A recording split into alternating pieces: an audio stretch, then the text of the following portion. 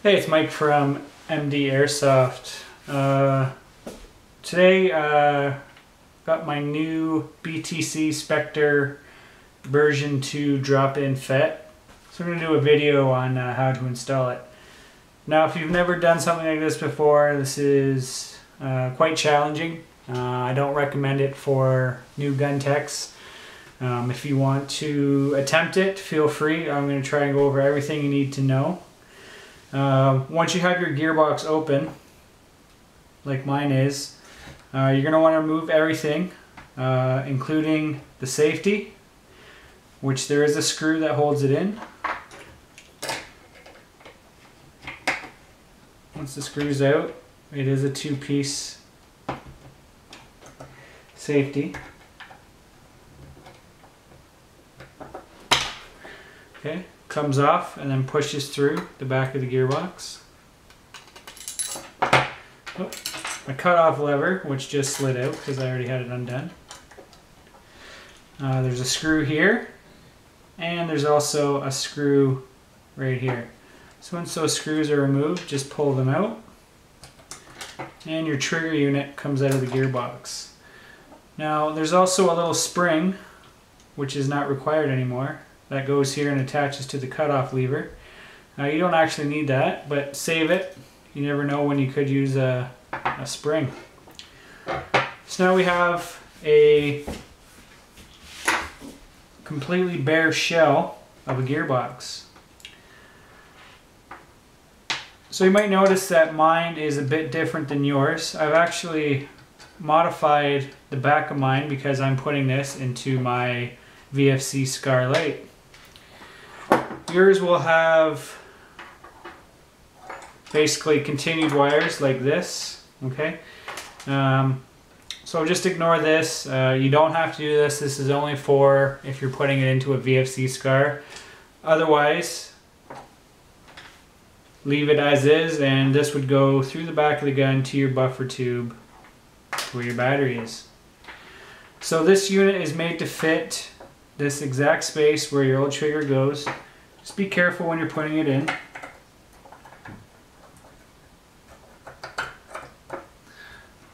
So it does fit in there nice. Okay. Make sure it's all the way down, and you see that the hole right there lines up with the old hole, or sorry, lines up with the old trigger to attach it to the gearbox. So I'm going to do that now. Okay. Next step is to figure out your wiring and how you want to lay it out. Now there is extra wires, so it can get difficult moving them all, like putting them all through this channel where the wire goes. I like to put the thin wires down first. If you found a better way, feel free to do it. I like to do it this way. Next, I'm going to put the negative battery lead down, okay, through the channel.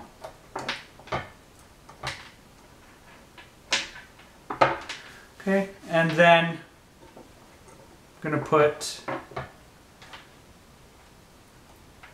the negative motor mount lead.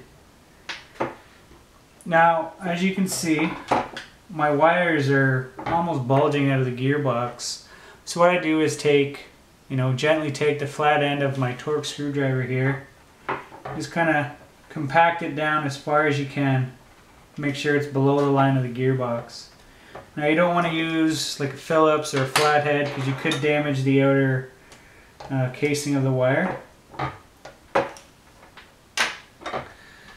Okay, so then you have the wire fitted, and you can do a test fit. Now I found with this gearbox, it is a version 2 gearbox, but it is from VFC, that when I first tried to close it, it wouldn't close all the way around here. And I'm going to show you why.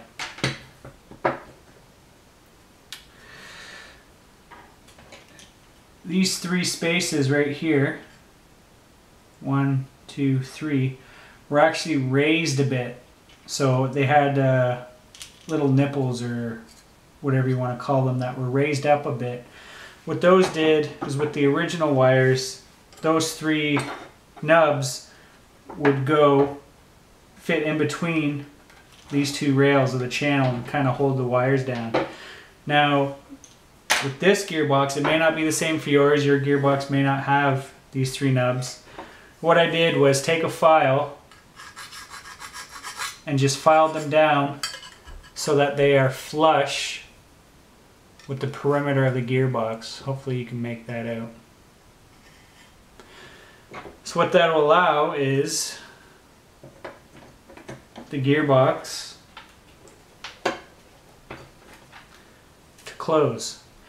Now you're still going to get a little bit of gap just because there's so much wire, and you know the gearbox wasn't made to handle the extra wire. It's fine, it's not going to wreck your gearbox or wreck your mechanism anyway. So once you have your wiring kind of laid out and how it's going to go, your next step is to make sure that the cam on the sector gear is going to make sure it hits this little switch right here. What that little switch does is monitors a full cycle of the gearbox because we took out the cutoff lever. So how I did it was took a shim. I took a thinner shim, put it on, and I just put the sector gear in. Now I held it up kind of in the light in a way so that I could see the cam move that little button or whatever, sensor. Now I don't think you're going to be able to pick it up on the camera, but my cam is actually moving that little sensor. So the instructions say that you want to shim the gearbox so that the sector gear is as close to the spur gear as possible.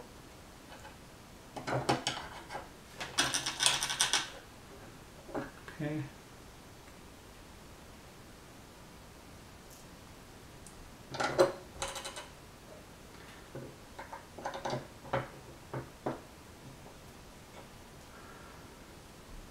So as you can see here, hopefully, here's the top of my spur gear. And then I have a little gap between the top of my spur gear and the bottom of the sector gear.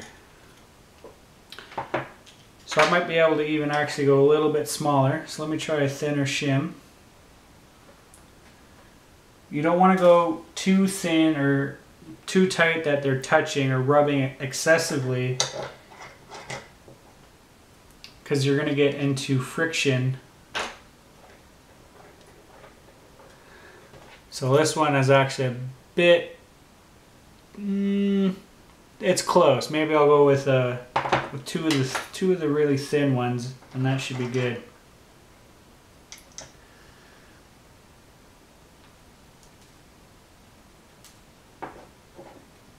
So once you have your shims in place for the spur and the sector gear, okay, I like to add, I'm just trying to get my shims here.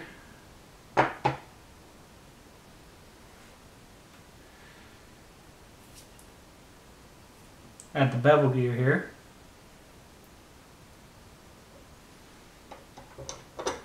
Okay. So with everything in place, I'm going to actually close my gearbox and just check the shimming of it. Now because there's just loosely back together, and I'm going to put in this screw that comes with your kit and explain what it does. So this screw is a bit longer than a regular gearbox screw, and what it does is prevents your selector plate from being pushed and falling out. And doesn't want to, there we go. So you want to make sure you install it. Now it should fit your gearbox. If it doesn't, you're going to want to find a screw that has the same threads as your gearbox and make sure it sticks out the back like that. So what I'm going to do now is put everything back together and see if I can get a successful shoot. Now one thing else I forgot to mention, push some wires down a bit. Right at the bottom here, it's a little bit thicker wire and there's two little small wires pushing it up a bit. So when you're going to put in your motor on the bottom, it's going to hit on these wires. And when you try to pull it out, if you ever have to pull it out when you have to fix your gun, it could stick and you're pulling and pulling and the motor's not moving and you just get mad and you pull really hard. It could tear these wires. Okay, so a good idea is I'm going to try using some electrical tape, just kind of make like a smooth little transition so that if I need to pull the motor out, it won't catch on anything. It'll just be kind of a smooth transition out. If you have any better ideas or stuff that works for you, I would love if you would comment and maybe post a reply video.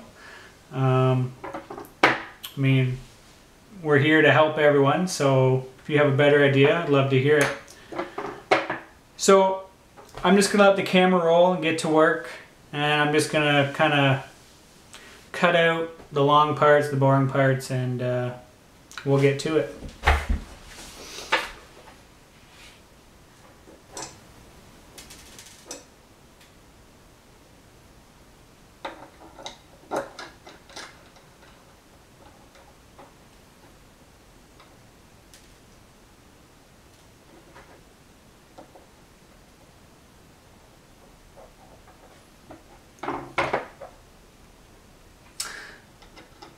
Should mention too that with this new system you do not have to put the anti-reversal latch back in, which is very handy.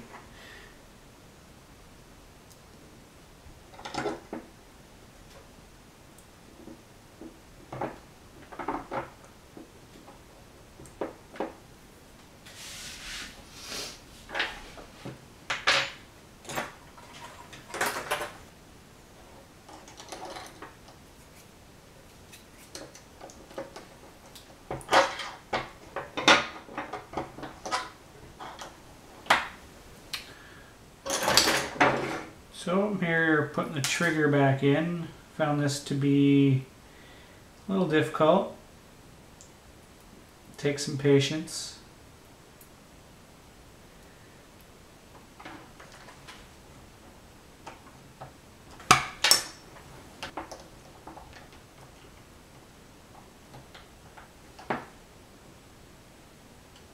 Okay.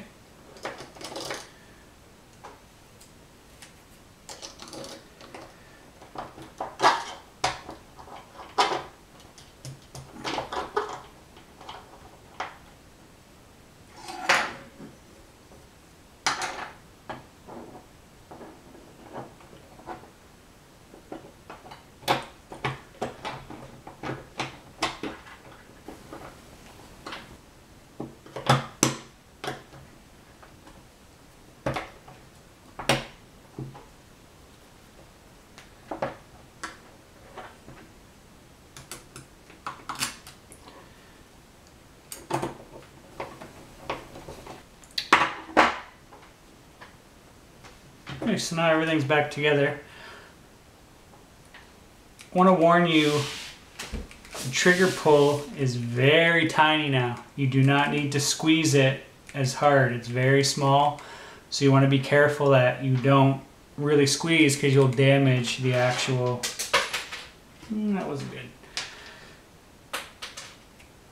Okay, double check my selector plate. Okay. So at this point what I would do is, if if you have an M4, just put the grip back on, put the motor in, power it up, and see if it's working. There's no sense in putting it in the back, all back in the body, and then you have it all back together and it doesn't work. Then you gotta take everything back off. You just put the grip back on, you can test. Now with the SCAR it's a bit different because I can't put a battery in. So I made a little tool where I can clip on to give it power. So the next step that I'm going to do is put my grip back on and do some testing. As you can see, let's put my grip on. And this is what I've rigged up to test the SCAR without putting it fully back together. Just a couple alligator leads, 2 Dean's connected to my battery. So if I did everything right, I should be able just to hold my selector plate and semi and shoot it.